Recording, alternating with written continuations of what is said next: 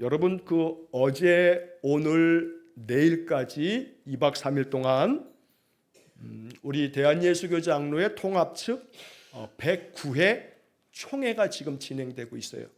그래서 어제 개회를 하고 이제 내일 폐막을 하고, 옛날 같으면 일주일씩 하는데 요즘에 코로나 이후로는 막 단축을 하고 그래서 사흘 동안에 이렇게 하게 되는데, 오늘 회의 중에, 오늘 오후 회무 중에 중요한 결정사항이 하나 있었어요. 아주 중요한 결정사항이 있었는데, 그 결정사항이 뭐냐 하면, 우리 교단 헌법에는 소위 말해 통칭 불려지는 세습금지법이라고 불려지는, 그러니까 담임 목사나 담임 목사의 배우자의 자녀나 그 어떤 가족들이 그 교회를 이어서 담임 목사 승계를 하지 못하도록, 또 두 번째 항에서는 그 교회의 지교의 장로나 장로의 부인이나 그 가족의 자녀들이나 또 뭐 이렇게 가족 관계, 인척 관계 있는 이가 그 교회 담임 목사로 승계치 못하도록 법이 그렇게 되어 있어요.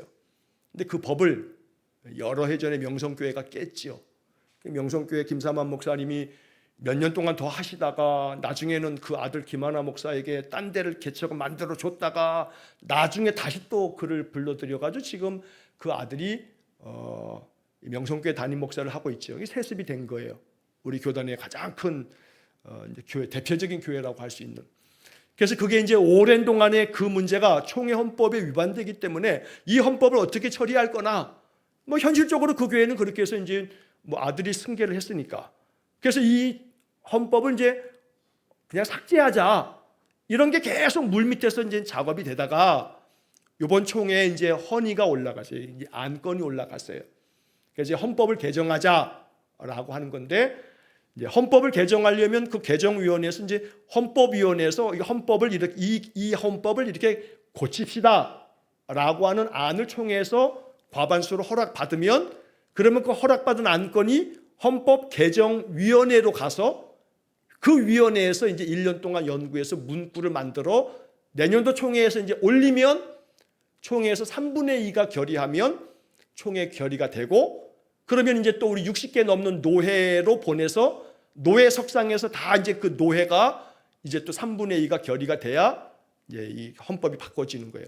근데 이제 그 세습, 소위 말해서 목사든 장로든 그 집안의 자녀든 뭐 사위든 뭐 며느리든 이 세습하는 거, 쉽게 말하면 세습이라고 문구는 되어 있지 않지만 그것을, 그 헌법 조항을 폐지합시다, 삭제합시다라고 하는 이번에 안이 올라왔다가 한 1031명인가 그 총회원들 중에 660표 넘게 한 3분의 2 정도가 안 된다, 반대한다, 이렇게 결정이 돼가지고 이게 삭제를 하기로 헌법 개정위원회로 보냅시다. 이게 이제 통과가 되면 헌법 개정위원회로 가면 내년도에 이 헌법 개정이 올라와서 이제 처리를 하면 그러면 되는 거예요. 이건 다 그냥 삭제가 돼버려요. 근데 이번에 총회원들이 3분의 2 가까이가 반대를 확실하게, 아주 뭐 과반수도 아니고 거의 2배 가까이가 반대. 그래서 그 문구는 그대로 두게끔 돼 있어요. 그래서 오늘 그 결정은 아주 중요한 결정이에요. 우리 교단이 심하게 말하면 이건 진짜 망조다. 이건 사회적으로도 교회가 이 사회에 본이 되어져야 하는 그런 아주 중차대한 그런 문제였는데, 아침에 제가 그래서 아침 새벽 예배 때도 그런 총회를 위한 기도를 했습니다만, 너무나 중요한 결정을 이렇게 잘 결정해서 마음에 참 안도를 하고, 그리고 이 부분이 아마 미치는 영향이 분명히 있을 거라고 생각이 됩니다. 물론 이제 이런 이제 뉴스가 있기 때문에 이제 한 가지 이렇게 이제 알려드리면서, 사실은 저 미자립교회, 지방교회, 농어촌교회, 도소벽지에 있는 교회는요, 그건 이제 예외 사항이 있어요. 그런 곳의 미조직교회의 경우에는 그 자녀들이 만약에 계승하고 승계한다 하는 것은 예조항으로, 단서조항으로 그건 허락되어지도록 원래 법 조항이 그렇게 돼 있거든요. 왜냐하면 그런 교회는요, 사례비는 고사하고 아무것도 할 수 있는 게 없어요. 옛날에 그 불광동에 이제 저희가 불광동에서 이렇게 개척이 된 교회니까 불광동에서 이렇게 오셨던 분들은 알 거예요. 그 옛날에 있었던 그 주명식 목사님, 저 전라도 장수에 목회할 때 그냥 70대 80대 노인들 그냥 한 10여 명 남짓 그 노인들하고 목회하는 거예요. 그 교회에는 주 목사님 아들이 목사가 될 사람은 없지만 그런 농촌 벽지의 교회들, 저 섬에 있는 작은 그런 섬에서 목회하는 그런 목회자들, 이런 데는 그 목사님이 이제 은퇴하시거나 돌아가시거나 그러면 그 교회는 이제 완전히 없어질 판이에요. 그런 데는 만에 하나 그 자제들이 이 교회를 섬기겠다라고 하는 것은 그거 안 된다라고 할 수는 없죠. 그러나 몇천 명, 몇만 명 교회의 담임 목사 자리는요, 그거는 권력의 자리예요. 한국 교회가 권력의 자리예요. 그건 이루 말할 수 없는, 비교할 수가 없어요. 그래서 이번에 이렇게 총회가 이런 결정을 내린 것은 너무나 다행스럽고, 그래도 우리 총회 총대들이 좀 심하게 얘기하면 생각을 하는구나, 머리를 가지고 있구나, 이것도 아무 개념 없이 그냥 찬성해가지고 통과될까봐 아주 노심초사였는데, 이제 그런 것들이 우리 총회 오늘 결정 사항이었어요. 쓸데없는 얘기 같지만 사실은 쓸데없는 얘기는 아니에요. 중요한 얘기예요. 그래서 오늘 이 소식을 기쁨의 소식으로 또 말씀을 좀 나누면서, 자, 오늘 우리 이제 웨스트민스터 신앙 고백서, 우리 이제 8장의 마지막 항 8항을 지난주에 이제 앞부분에 조금 했고, 오늘 마저 이제 다 끝내고 이제 9장의 자유의지에 관하여라고 하는 항목으로 우리가 넘어갈 수 있으면 1항까지라도 좀 앞에 좀 보도록 하겠습니다. 자, 여러분, 그 8장의 중보자이신 그리스도에 대해서, 예수 그리스도는 중보자가 되신다, 이게 굉장히 중요한 복음이에요. 교리를 넘어서 이거는 우리가 교리에 대한 이 교리 그러면 딱딱한 걸로 여기지만, 물론 그 문장들은 좀 그렇지만 내용을 알면 이건 정말 은혜로운 복음이구나 라는 것을 우리가 이제 알게 되는데, 자, 이 중보자이신 그리스도에 대한 지금까지 7항까지 쭉 하나하나에 대한 긴 설명을 이제 제가 쭉 이제 드려왔고, 자, 이제 마지막 8항에 지난주에 읽었던 부분과 오늘 뒷부분에 마저 좀 살펴보도록 하겠습니다. 자, 8항이 이렇게 시작이 되죠. 그리스도는 구속을 주시기로 계획한 그 사람들에게 구속을 효과적으로 틀림없이 적용하고 전달하셨다.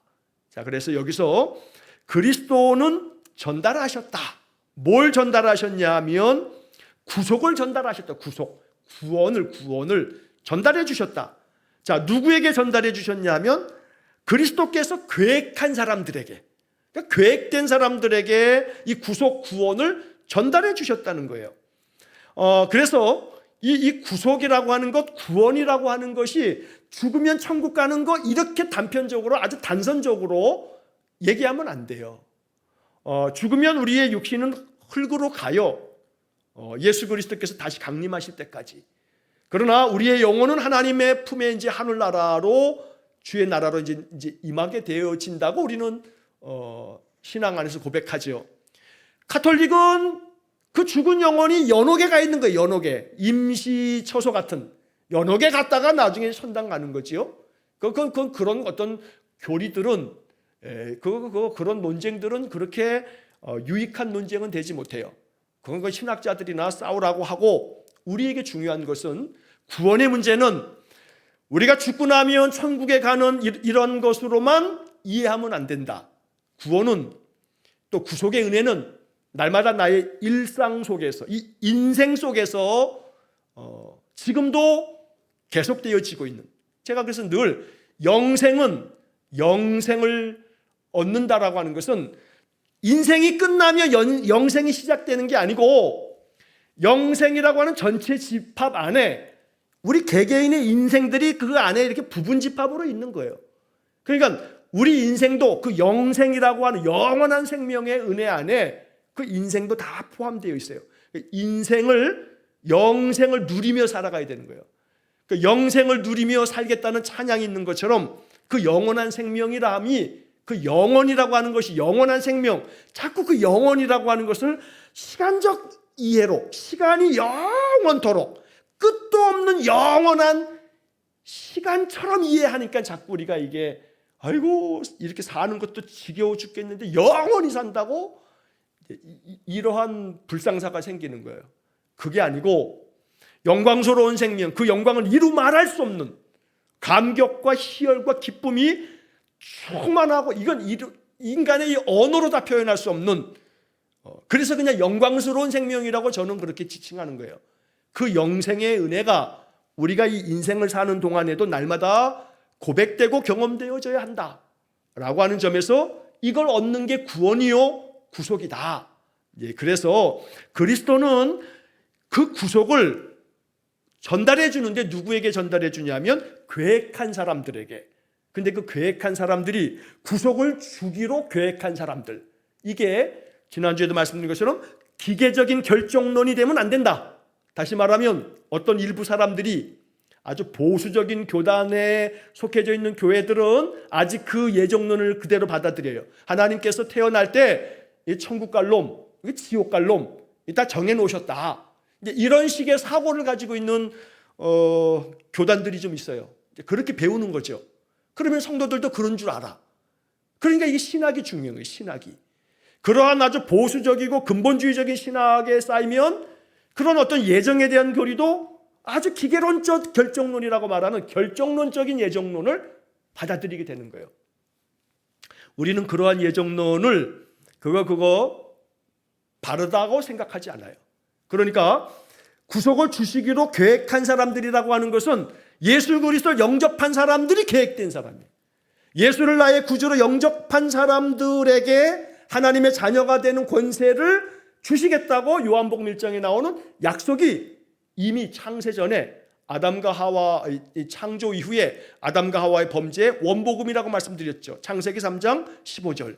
그래서 여자의 후손이 너의 후손의 머리를 상하게 할 거라고. 이러한 원복음 통해서 그리스도를 통해서 사단의 권세를, 이 땅에 죄를 가져다 준 이 사단의 권세를 무너뜨리고 영원한 구원의 길을 여시는 그리스도를 영접하는 사람들에게 하나님의 자녀의 구원의 은혜를 주시기로 계획되었다 이 말이에요. 그래서 결국 예수를 믿기로 마음에 고백하여 예수를 나의 구주로 믿는 모든 사람들이 바로 구속을 주시기로 계획한 사람들이다. 그러한 사람들에게는 그리스도께서 이 구속의 은혜를 전달해 주신다. 어떻게? 아주 효과적으로 그리고 틀림없이 전달해 주신다는 거예요. 그래서 이 구속의 은혜가 항상 우리의 삶 속에 적용되고 전달되어지는 거예요.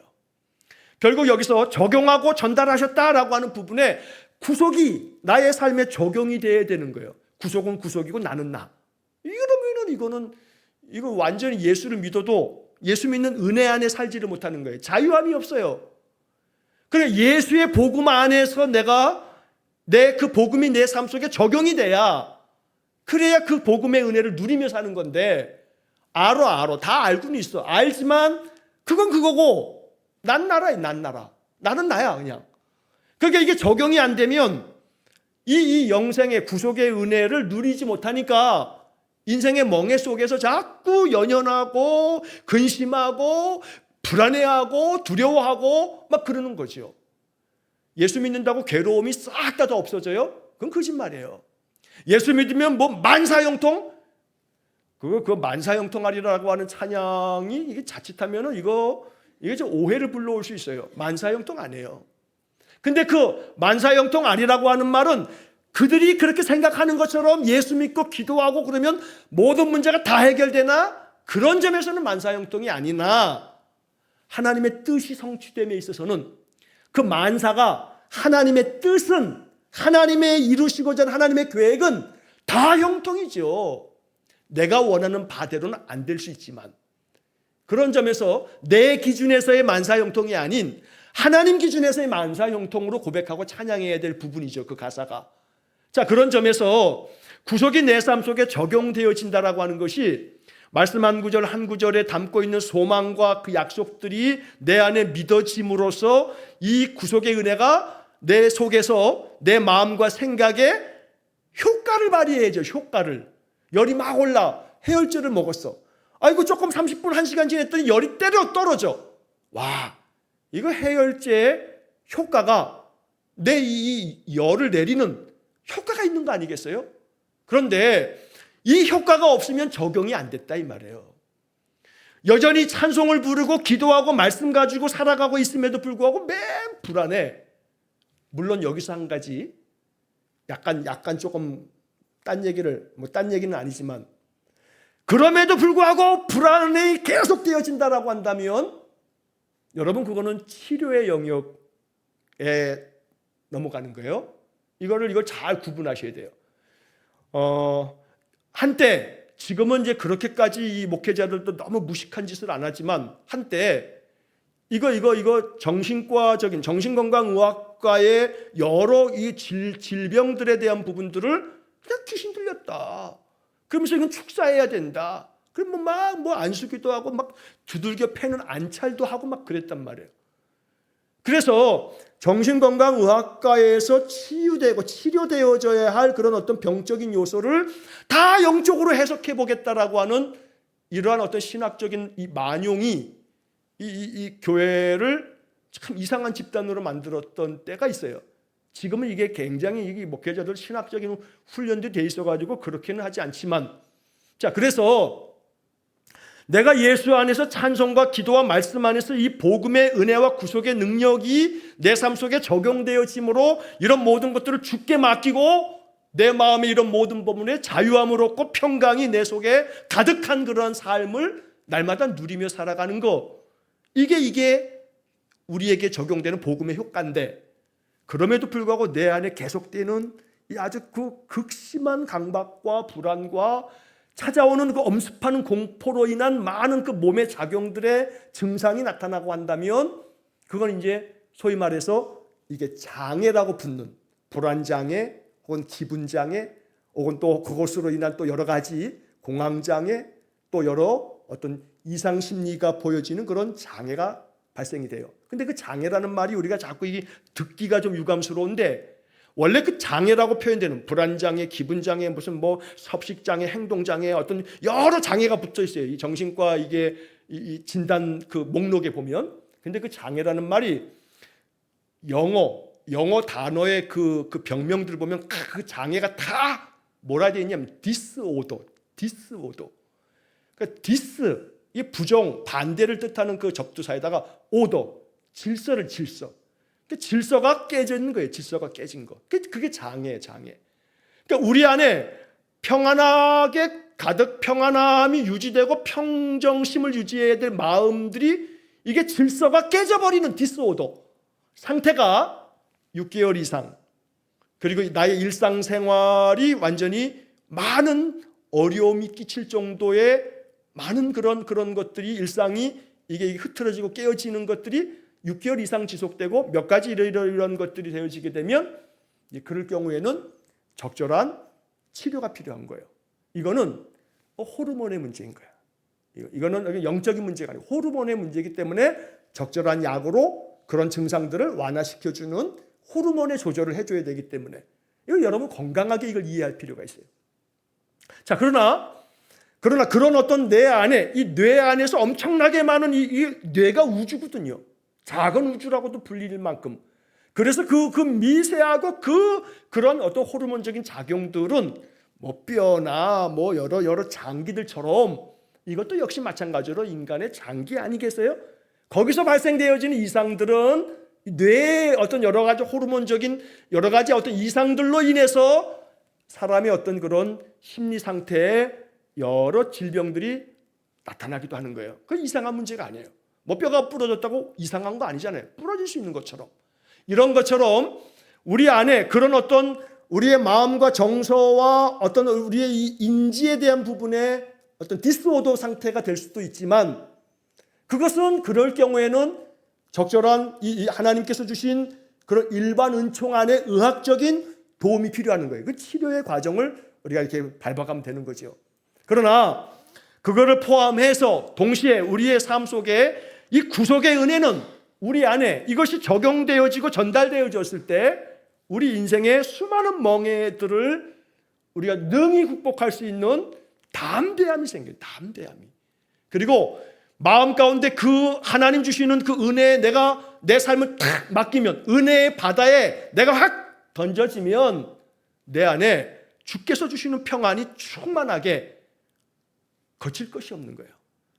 제가 좀 전에 기도하면서도 기도했던 것처럼 우리의 인생의 이 괴로움의 문제는 태산 같아요. 산 넘어 산이잖아요. 요거 산 한 고개 넘어가면은 그 다음에 해결돼요? 그 다음 다른 고개가 또 있어. 계속 산 넘어 산인 거거든. 그런데 그런 괴로움의 문제가 아무리 태산 같다 높단들 이사야 선지자가 말한 것처럼 독수리 날개치며 하늘 높이 올라가면 되거든요.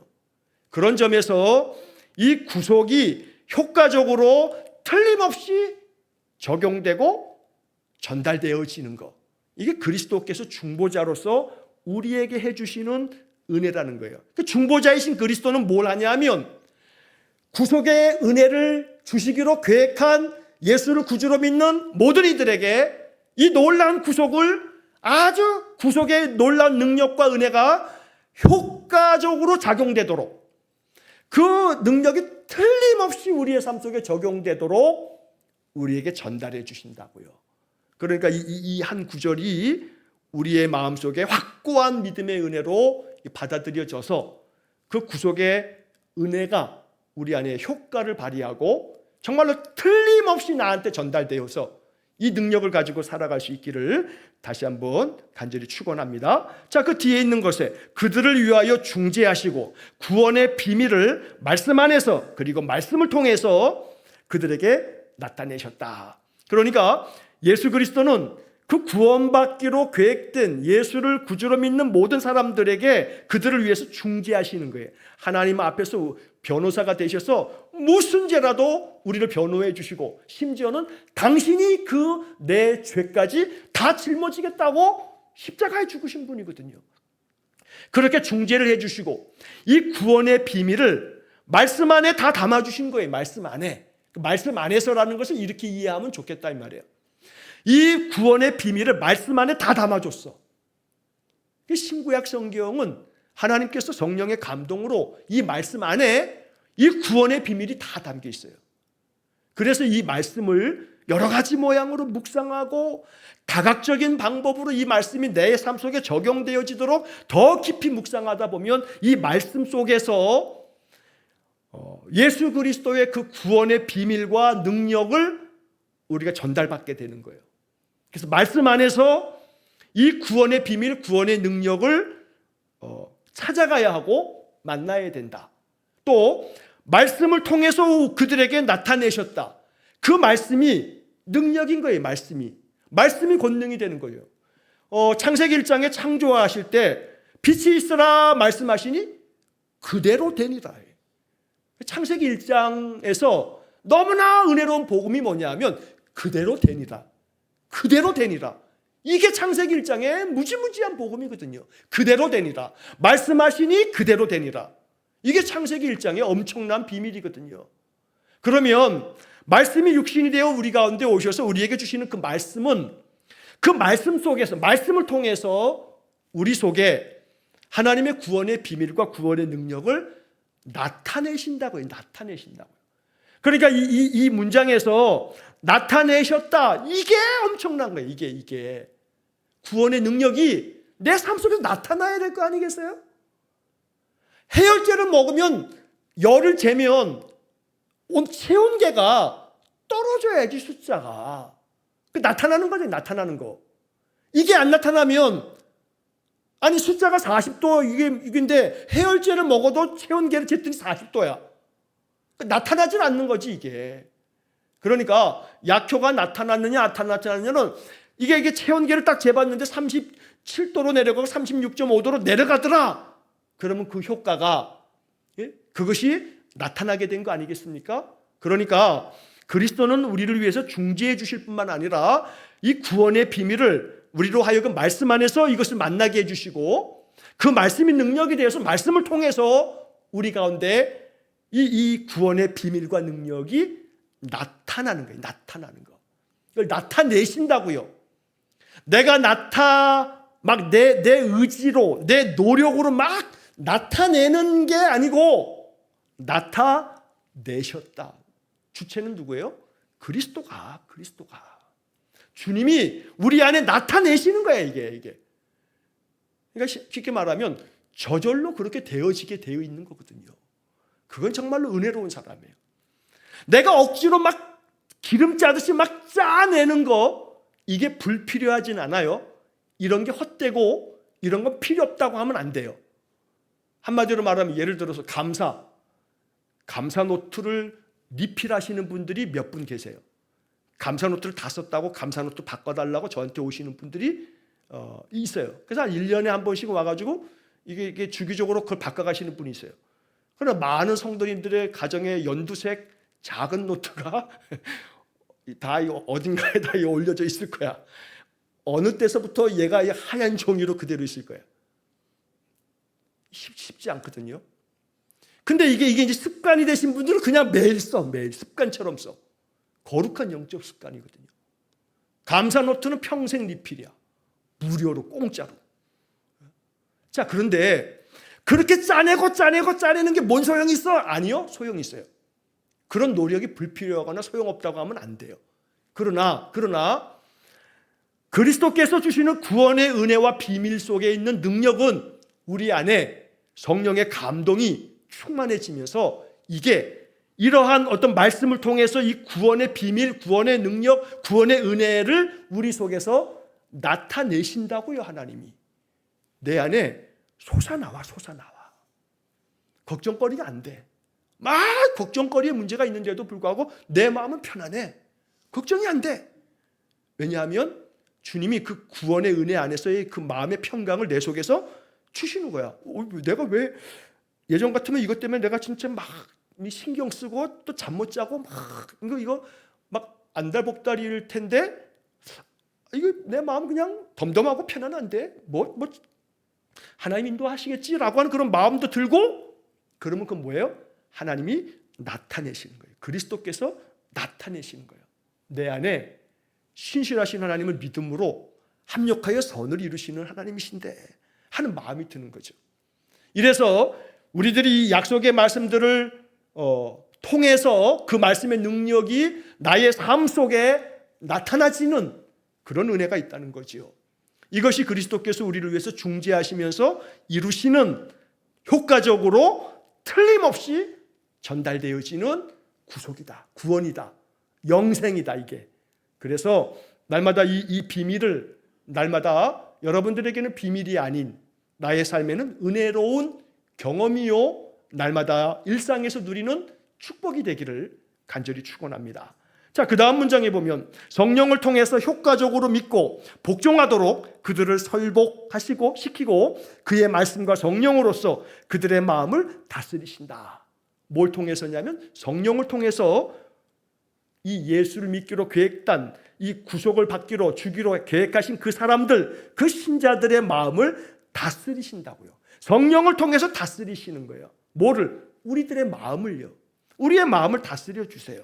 그래서 성령을 통해서 어떻게 다스려 주시냐면 효과적으로 믿도록. 그러니까 효과적으로 믿는 거예요, 이게. 우리에게 아주 효과적으로 틀림없이 구속을 적용하시고 전달해 주시는 그리스도께서 우리 안에 성령을 통해서 이게 아주 효과적으로 내 마음속에 믿어져. 이게 믿어져. 그러니까 효과를 발휘하는 거지, 내 마음에. 걱정이 안 돼. 염려가 안 되고 다 맡기는 거지. 까짓 거 죽기밖에 더 하겠어? 죽으면 죽으리라. 그러면 천국. 이러면서 내 마음에 두려울 것이 없는. 그래서 결국 성령을 통해서 내 안에 효과적으로 믿고 그 복음의 말씀 안에 복종하도록 순종하도록 그들을 설복시키고 그 믿음의 사람들에게 성령께서 감동을 주셔서 이게 믿어지도록 만들어진다는 거예요. 설복시킨다라고 하는 게 믿어지게끔 만들어지는 거예요. 그냥 그게 믿어지는 걸. 제가 예전에도 한두 번 그런 몇 차례 말씀드렸지만 불광동의 원로 장로님 윤백중 장로님이라는 분이 계신데 그분은 항상 공기도를 담당하시게 되면 그분의 기도 중에 제가 거기 10년을 있는 동안에 그분이 기도할 때 한 번도 그 기도 중에 한 그 문장을 빼뜨리신 적이 없어요. 믿어지게 하시니 감사합니다.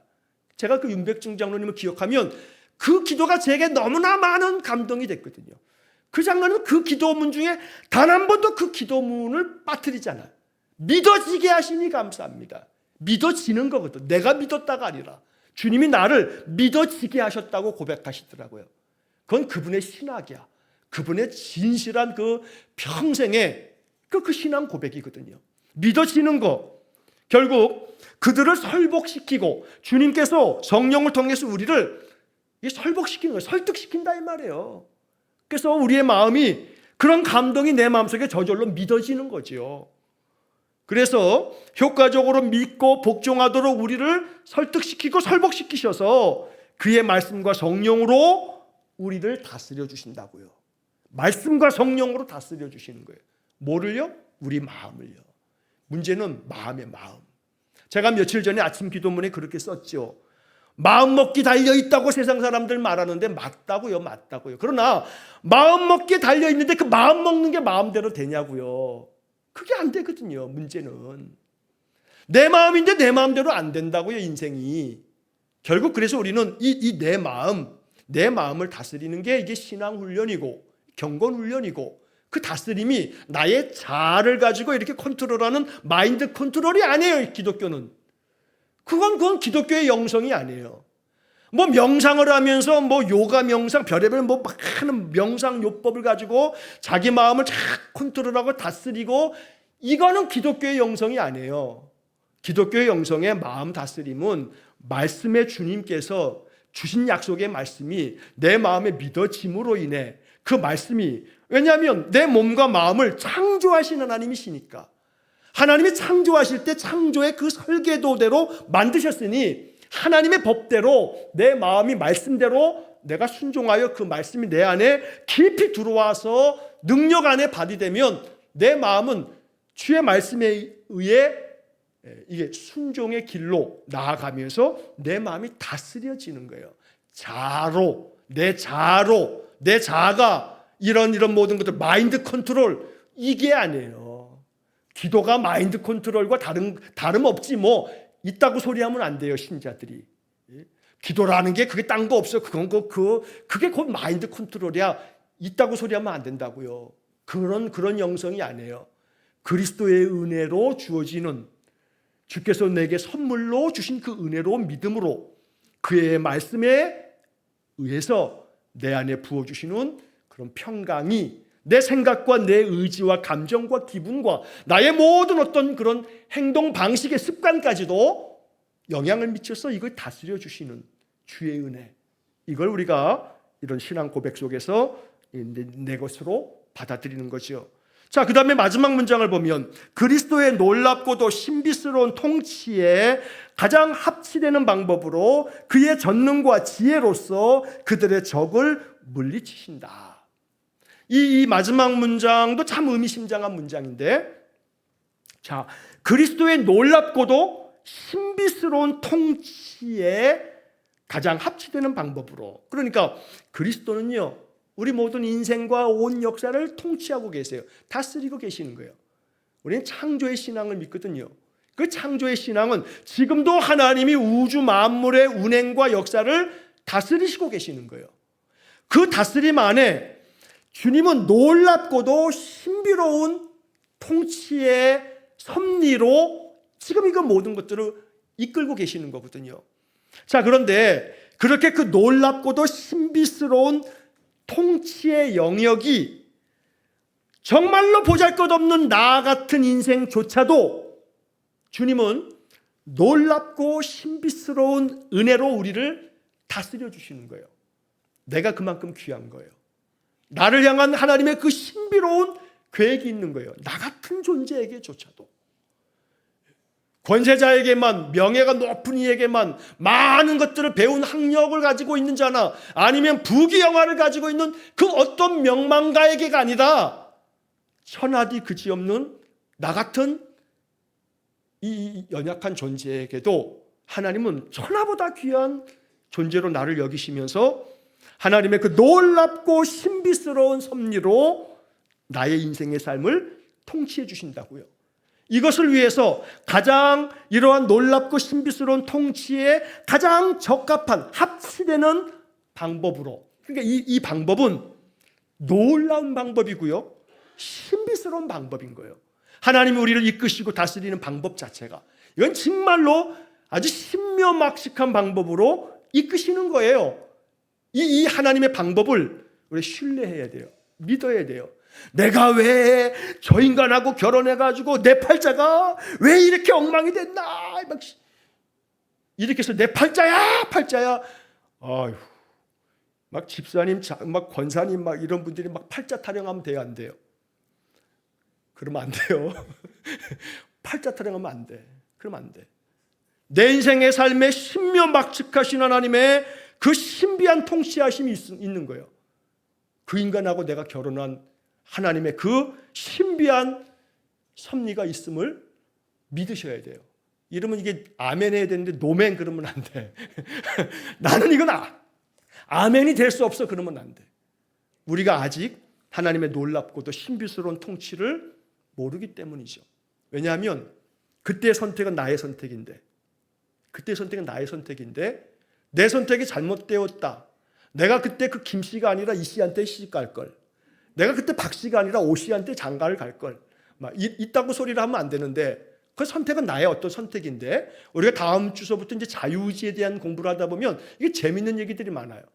내 자유로운 의지로 결정을 한 건데, 하나님의 놀랍고도 신비로운 그 통치하심은 그 섭리 가운데 이런 것들을 통해서 하나님이 예비하신 그 신비한 계획들이, 그걸 통해서도 나의 그 어찌 보면 내가 그때 왜 그런 선택을 했을까, 후회스러운 선택 같지만 아니요, 그때 선택이 어떤 선택이었든 중요한 것은 오늘 내가, 과거의 그 어떤 선택이 되었든 오늘 내가 그 과거를 어떻게 해석하느냐.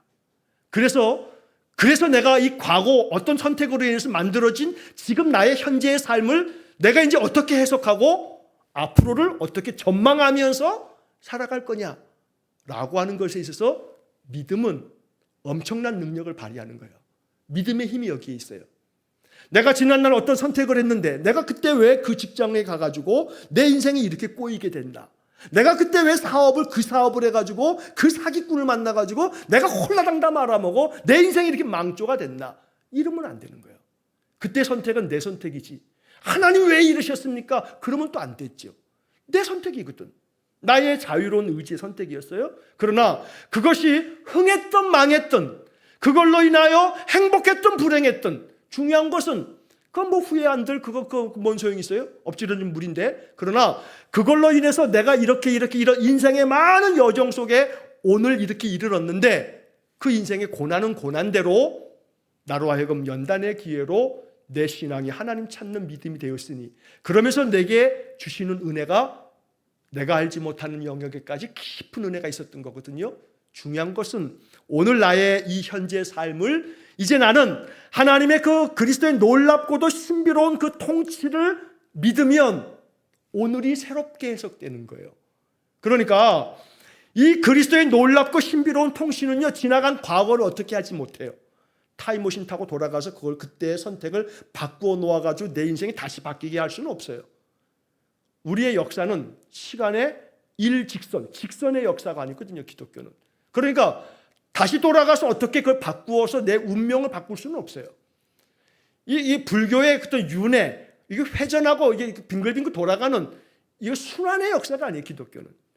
그래서 그 과거의 그 어떤 것에 대한 부분도 이제는 그것은 이전 것은 지나갔으니 보라 새 것이 되었도다. 이런 고백을 가지면 되는 거거든요. 그래서 하나님의 그리스도의 놀랍고도 신비로운 통치가 가장 합치되는, 가장 일치되고 적합하게 일치되는 방법으로, 우리가 헤아릴 수 없는 하나님의 그 신묘막측하신 방법으로 우리를 이끌어 주세요. 그래서 여기까지 온 거예요. 그리고 오늘 나의 삶을 해석할 때 항상 믿음 안에서 해석해야 되는 거예요. 여기까지 이르게 하신 것이 하나님의 인도하심임을 믿고 감사합니다. 어떤 삶의 여정이 있다 할지라도 오늘 나에게 주어진 이 삶에 감사합니다. 여기서 이루시고자 하는 하나님의 뜻을 내가 발견하지 못해서 이 지금 현재의 삶에 대해서 아기다툼을 하는 거예요. 이게 지옥이 되랴 천국이 되랴 매일같이 내 머리통에서 이게 왔다 갔다 하는 거예요. 이게 그리스도의 놀랍고도 신비로운 통치가 지금 나의 삶 속에 지나간 과거까지도 하나님 다 합력하여 오늘의 나를 만들어 가시기를 원하시기 때문에 오늘 나의 삶의 자리에서 나의 삶을 해석할 때 고난은 고난대로, 은혜로운 여정은 여정대로, 이것이 여기서 하나님이 이루시고자 하는 구원 역사가 나를 통해서 내 안에 이루어지고 내 안에 하나님 나라가 세워지고 내 가족이, 내가 만나는 사람들 속에 하나님의 평화가 임하도록 만드는 일에 있어서 내가 쓰임받는다면 나는 그 사명을 위해서 지금까지의 그 쓰디쓴 과거도 약재료로 삼으신 거예요. 오늘이 그렇게 해석되어진다면 이 사람은 그 오늘이 모이면 내 인생이거든요. 하루하루 내일 없어요. 과거 없어요. 오늘만 있어요. 이 오늘이 계속 주어질 수 있도록 은혜 주실 거고 그 오늘이 하나님 나라가 되어질 때 우리의 인생은 구원의 은혜를 늘 적용하고 전달된 구원의 능력 가지고 사는 진짜 신자가 된다 이 말이에요. 여기 지금 이 나누었던 얘기들을 여러분 곱씹어 보시면서 또 아니면 나중에 유튜브에 이걸 올리면 이거 설교를 몇 번 들으면서 이 목사가 무슨 소리를 하는 건가 이게 이해가 될 정도로 한번 듣고 다시 한번 곰곰이 생각해 보시고 그러다 보면 이게 이제 터득이 되면 자유함이 있어요. 진리를 알지니 진리가 너희를 자유롭게 하리라. 요한복음 17장 3절에 영생은 유일하신 하나님과 그의 아들 예수 그리스도를 아는 것이다. 아는 것. 거기에 영생의 은혜가 있고 비밀이 있어요. 여러분들이 주님의 그 놀랍고도 신비로운 통치가 우리 안에 있음을 믿으시고 이 은혜를 누리며 살 수 있기를 축복합니다. 마지막 문장에 그의 전능과 지혜로서 그들의 적을 물리치신다. 여기 그들의 적이라고 하는 것이 결국 이 마귀가 자꾸 이 구속의 은혜, 구원의 은혜를 깨뜨리기 위해서 우리 안에 가라지를 심어놓는 거거든요. 우리의 마음에 가라지를 심어두고 내 마음에 틈만 생기면 에베소에 말하는 것처럼 마귀에게 틈을 주지 말라라고 하는 그 성경 말씀처럼 결국 이 마귀가 우리 안에 자꾸 틈만 있으면 들어와서 우리의 생각을 삐집고 들어와 우리의 마음을 무너뜨리거든요. 그런데 그리스도의 놀라운 그 신비로운 통치 안에서 주님은 주님의 전능과 주님의 지혜로 우리의 모든 대적 원수 마귀를 틈타지 못하게 물리쳐 주신다고요. 그런 중보자이신 그리스도가 언제나 내 편에 내 곁에 계심을 내 안에 내주하고 계심을 믿으셔야 되는 거예요. 이게 중보자이신 그리스도를 믿는 신자의 신앙 고백입니다. 여러분들이 이 믿음 안에서 날마다 믿음 안에서 영적인 은혜를 누리는 그런 복된 삶을 살아가시기를 주의 이름으로 간절히 축원합니다.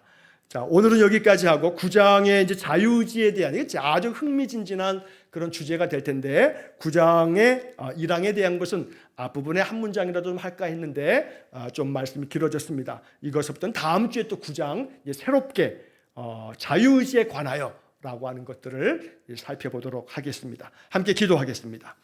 자비로우신 아버지 하나님, 우리의 신앙의 삶의 중보자이신 그리스도가 언제나 내 곁에 계시고 내 안에 거하여 계심을 믿으면서 성령을 통해서 주시는 이 놀라운 중보자 예수 그리스도께서 이루시는 능력과 은혜가 우리의 삶에서 더 풍성하게 경험되어지는 복을 내려 주옵소서. 그리하여 우리로 하여금 영적 비밀을 더 깊이 알아가면서 주께서 주시는 은혜가 우리의 삶 속에 더 충만하게 나타나는 그런 귀한 은혜를 허락해 주옵소서. 언제나 주의 말씀이 내 안에 살아있는 능력되기를 원하며 예수님 이름으로 기도하옵나이다. 아멘. 우리 구주 예수 그리스도의 은혜와 하나님 아버지의 극진하신 사랑과 성령의 교통하심이 늘 중보자이신 그리스도를 내 삶의 중심에 내 인생 주인이요 나의 선한 목자로 모셔 주의 말씀 따라 늘 믿음 안에서 평강 누리며 승리의 삶을 살기를 소원하며 기도하는 머리 숙인 귀한 성도들 위해 영원토록 함께 하시길 축원하옵나이다. 아멘.